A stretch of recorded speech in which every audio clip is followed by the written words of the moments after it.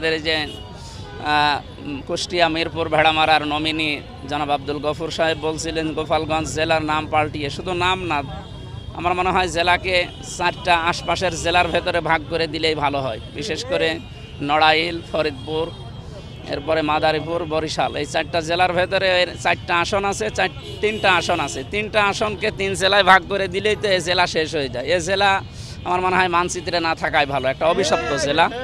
এই অভিশপ্ত জেলাকে বাংলার মানচিত্র থেকে মুছে 63 জেলায় বাংলাদেশ করা হোক। প্রিয় দর্শক শ্রোতা, আপনারা মুফতি আমির হামজার বক্তব্য শুনলেন। ভালো মানুষ খারাপ মানুষ প্রতিটি জেলায় রয়েছে। গোপালগঞ্জে যেমন খারাপ মানুষ রয়েছে, তেমনি গোপালগঞ্জে ভালো মানুষও রয়েছে।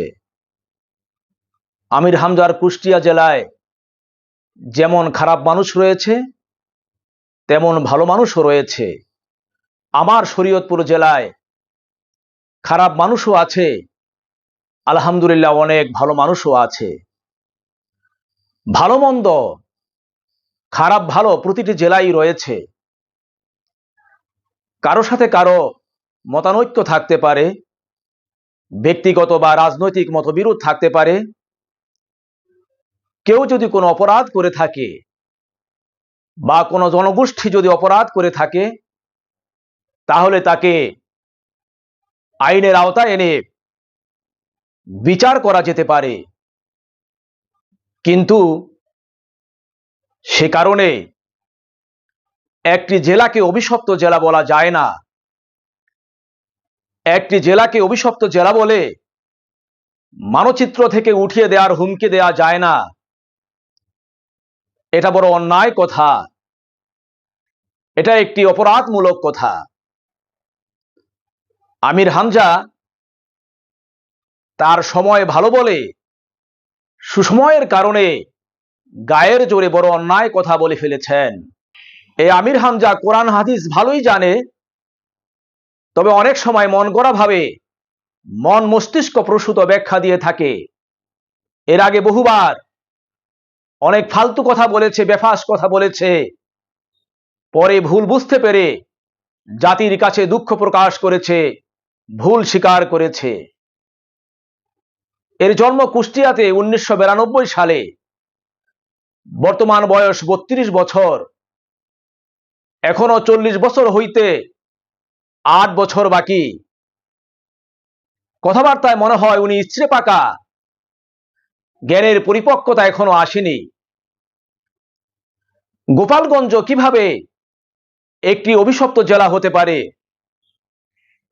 এই গোপালগঞ্জে অনেক আল্লাহওয়ালা লোক শুয়ে আছেন, আল্লাহর ওলি আল্লাহগণ শুয়ে আছেন। বাংলাদেশের অনেক স্বনামধন্য প্রথিতযশা আলেম গোপালগঞ্জের পবিত্র মাটিতে শুয়ে আছেন। বিশেষ করে এই বাংলাদেশের, শুধু বাংলাদেশের নয়, জগৎ বিখ্যাত আলেম শামসুল উলামা উস্তাজুল আসাতিজা মাওলানা শামসুল হক ফরিদপুরি রহমতুল্লাহ আলাইহে এই গোপালগঞ্জের পবিত্র মাটিতে শুয়ে আছেন। তিনি হাজারো লক্ষ আলেমের উস্তাজ। ইসলামের জন্য যার খেদমত, যার অবদান আকাশচুম্বী। ইনি শুধু বড় আলেমই ছিলেন না, আল্লাহ পাকের ওলিও ছিলেন। সুতরাং কথাবার্তা বললে সাবধানে বলতে হবে, চিন্তা ভাবনা করে বলতে হবে। আলেম ওলামাদের শানে বেয়াদবি করা যাবে না, আল্লাহর ওলিদের শানে বেয়াদবি করা যাবে না। তাই আমির হামজা সাহেবকে বলছি, আপনি বড় অন্যায় কথা বলে ফেলেছেন। এজন্য আপনাকে জাতির কাছে ভুল স্বীকার করা উচিত, ক্ষমা চাওয়া উচিত।